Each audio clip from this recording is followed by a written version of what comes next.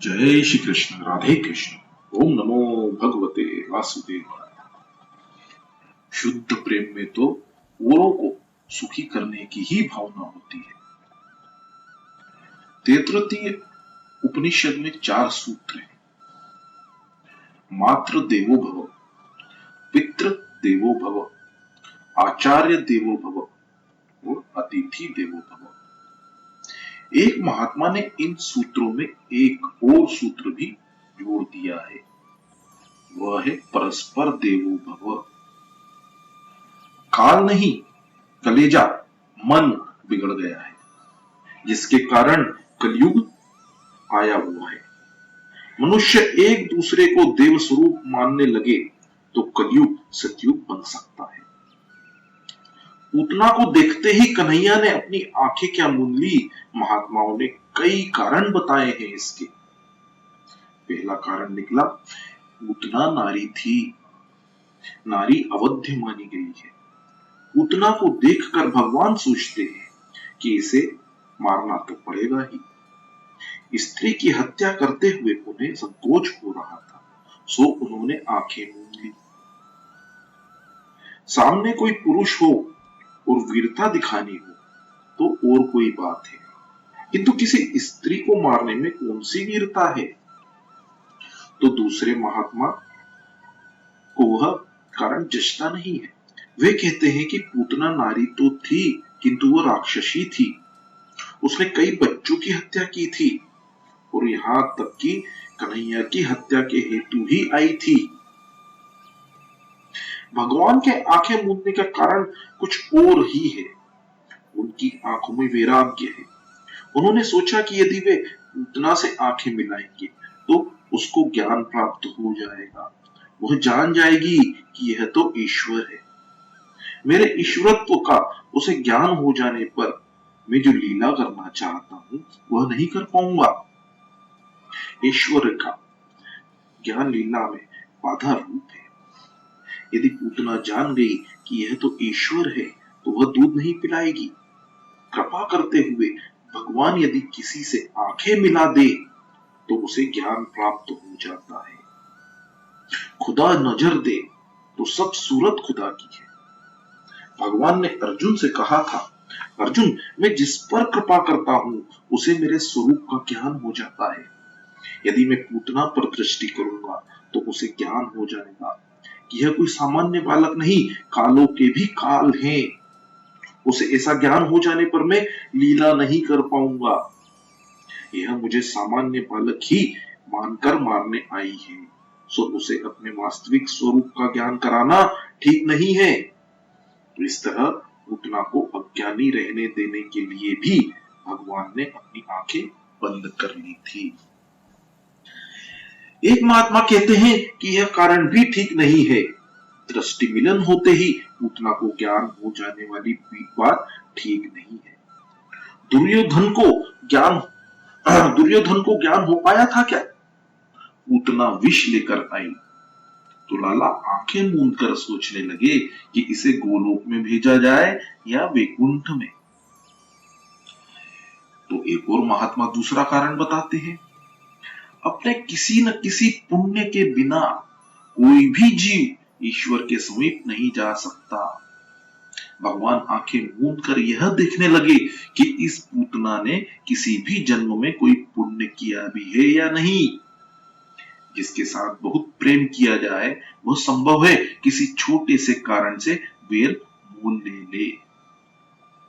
तो एक महात्मा बताते हैं, कन्हैया सोच रहा था कि उसने तो माना था कि गोकुल के लोग उसे माखन मिश्री खिलाएंगे, किंतु यहाँ तो लोग माखन मिश्री खिलाने के बदले विष पिलाना चाहते हैं और डर के मारे उसने आंखें बंद कर ली। तो दूसरे महात्मा पूछते हैं, परमात्मा भी कभी डर सकते हैं क्या? कन्हैया ने सोचा कि विष पीने की आदत शिवजी की है, मुझे तो विष पसंद ही नहीं है। सो उन्होंने आंखें बंद करके भगवान शंकर की प्रार्थना की, आप विष पीने को पधारें, मैं तो दूध ही पीऊंगा। भगवान शिव का ध्यान धरने हेतु ही कन्हैया ने आंखें मूंद ली थी। कन्हैया आंखें बंद करके शिवजी को याद करके विष पीने के लिए बुला रहे हैं, शिव तत्व का आह्वान कर रहा है। जब तक किसी देव को याद करना या बुलाना होता है तो आंखें बंद करके ही उनका ध्यान धरना पड़ता है। एक अन्य महात्मा कहते हैं, मुझे यह कारण योग्य नहीं लगता। क्या कृष्ण विष को पचा नहीं सकते? वे तो काल के भी काल हैं।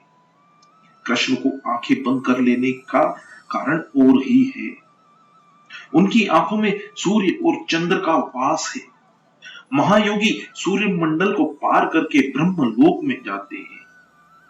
कृष्ण पूतना को ब्रह्मलोक में भेजने जा रहे हैं। यह देखकर सूर्य चंद्रमा को अर्थात भगवान के नेत्रों को ठीक नहीं लगा। अपने कृष्ण को वह तो विषपान कराने आए हैं, तो फिर उसे ब्रह्मगति क्यों दी जाए? ऐसा सोचकर आंखों ने पलकें बंद कर ली। जीव को लक्ष्मी का उपयोग करने का कोई अधिकार नहीं है। जीव लक्ष्मी का उपयोग चाहे कर ले, उपभोग नहीं कर सकता। यदि वह उपभोग करने का प्रयास करेगा तो चाटा मिल जाएगा। अच्छाई तो इसी में है कि भगवान को सर्वोत्तम वस्तुएं अर्पित की जाए। स्वयं खाने से संतोष नहीं मिलता, औरों को खिलाने पर ही संतोष मिलेगा। सूर्य चंद्र दोनों नेत्र सोच रहे हैं कि सर्वोत्तम वस्तु अर्पण करने की अपेक्षा यह पूतना तो विष लेकर आई है। यही अच्छा होगा कि उसे सद्गति न मिलने पाए।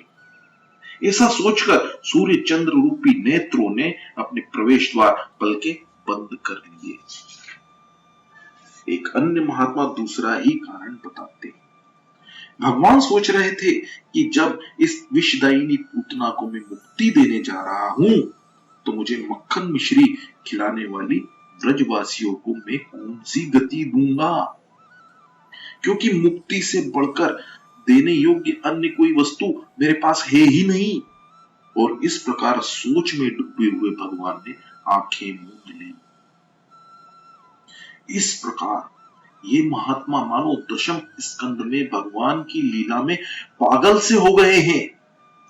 जीव गोस्वामी जो कभी किसी राजा के दीवान थे, कृष्ण प्रेम में पागल होकर लगोटी भर पहन कर फिरने लगे। सनातन गोस्वामी बंगाल के जमींदार थे।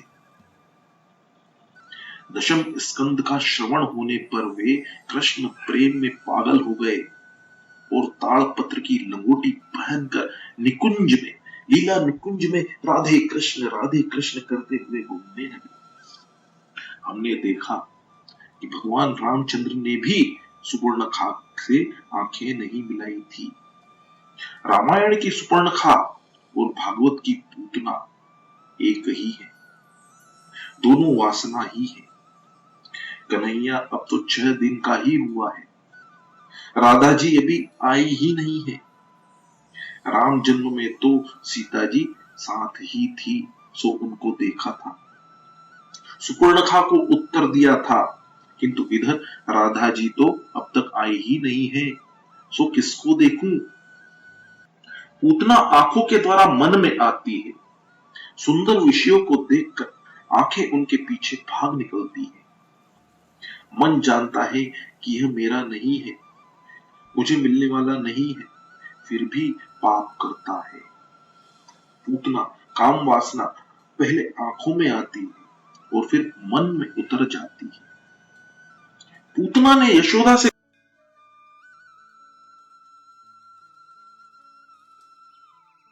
बलपूर्वक दूध पीने लगा। कन्हैया को तो दूध के साथ साथ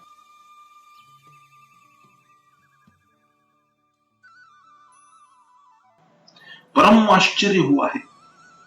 पूतना ने 2 बार मुझे छोड़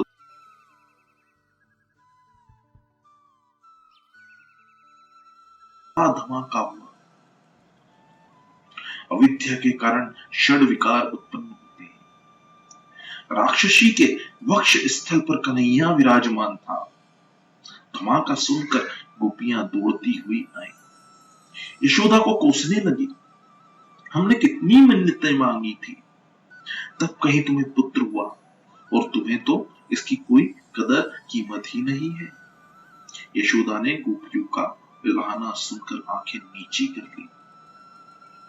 उन्होंने कहा, यह मेरा पहला ही बालक है। मुझे बालक के लालन पालन का अनुभव नहीं है, सो भूल हो जाती है।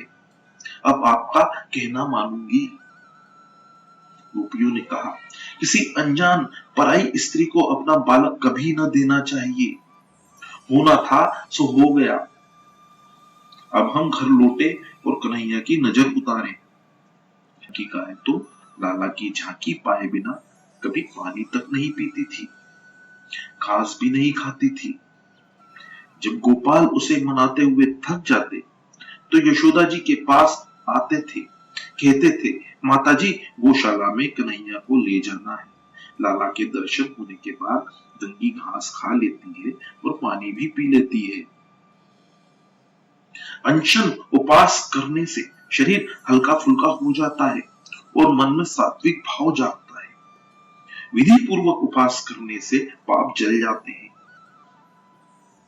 बड़े बड़े ऋषि मुनि जब हजारों वर्ष तक तपश्चर्या करने के बाद भी प्रभु के दर्शन नहीं पा सके तो गायों का जन्म लेकर गोकुल में आ बसे। उनकी हजारों वर्ष की तपश्चर्या भी उनका अभिमान और वासना जला नहीं पाई थी। सो उन्होंने सोचा कि गोकुल में गायों का अवतार लेकर अपना काम निष्काम कृष्ण को अर्पित कर देंगे और हम निष्काम हो जाएंगे।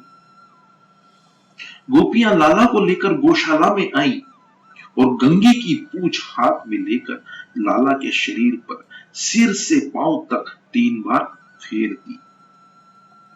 मेरे लाला को यदि किसी की नजर लगी हो तो इस गंगी की पूंछ में चली जाए। गोपियां तो मानो प्रेम की ध्वजा है।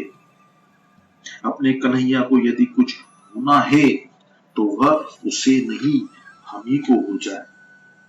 उनका प्रेम विशुद्ध है। लाला को राक्षसी का स्पर्श हुआ वह ठीक नहीं हुआ। कहीं कुछ अनिष्ट हो गया तो इस बार तो हमारा लाला बच गया। अब हम लाला को स्नान करा दें। बाल कृष्ण को राक्षसी की कुदृष्टि से कुछ भी ना हो जाए, ऐसा सोचकर गोपियों ने कन्हैया को गोमूत्र से स्नान कराया। भागवत में लिखा गया है, गोमूत्रेण स्नान पयित्य, बाजारी साबुन से नहीं गोमूत्र से स्नान कराया गया। जीवन को सादगी पूर्ण बनाओ। गोमूत्र का पान करने से और उससे स्नान करने से शरीर निरोगी होता है। गोमूत्र बड़ा गुणकारी है, यह अनुभव सिद्ध की बात है। गोमूत्र का पान करने से न केवल शरीर बल्कि मन भी शुद्ध होता है। गोमूत्र को महीन कपड़े से 108 बार छानकर पीने से मन का मेल दूर होता है, मन के पाप दूर होते हैं और मन शुद्ध होता है। यह प्रयोग 6 मास तक किया जाए। गोमूत्र पान के इस प्रयोग से स्वभाव में भी बड़ा परिवर्तन हो जाएगा। गोमूत्र में दिव्य शक्ति है। वह स्वभाव को सुधारता है। वह बुद्धि को भी निरोगी करता है। गाय का गोबर त्वचा पर मले जाने पर शरीर की अनावश्यक गर्मी को खींच लेता है और त्वचा को मुलायम बनाता है। जब तक मनुष्य का स्वभाव सुधर नहीं पाएगा तब तक वह ज्ञान मार्ग या भक्ति मार्ग में प्रगति नहीं कर पाएगा। आजकल तो जीवन ही ऐसा हो गया है कि मनुष्य का समय, संपत्ति और शक्ति फैशन वेशन में ही खर्च हो जाती है। व्यसन और फैशन में ही अपनी सारी शक्ति का व्यय करता रहता है। वह ज्ञान और भक्ति मार्ग में आगे नहीं बढ़ पाता है। जय श्री कृष्ण, राधे कृष्ण। ओम नमो भगवते वासुदेवाय। जय श्री कृष्ण, राधे कृष्ण। ओम नमो